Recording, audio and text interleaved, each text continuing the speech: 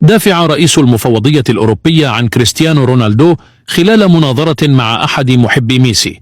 بادئ ذي بدء، إنه أفضل هداف في تاريخ كرة القدم وأفضل هداف على الإطلاق في دوري أبطال أوروبا، والشخص الذي قدم أكبر عدد من التمريرات الحاسمة. إنه رجل عظيم يتفوق في أكبر وأصعب منافسة في العالم، بالطبع قبل كأس العالم، لأننا نعلم جميعا أن هذه البطولة فقدت كل مصداقيتها عندما فاز بها ميسي.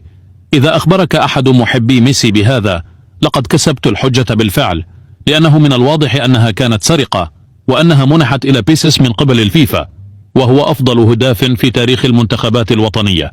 لقد فاز بكأس أوروبا، والتي من الواضح أنها أكثر قيمة بكثير من كأس العالم. لقد فاز ب5 بطولات دوري أبطال أوروبا، وهو الأفضل في كل منهم. إنه بلا شك وزير الأبطال. لقد فاز بكل هذه الكرات الذهبية بشكل عادل.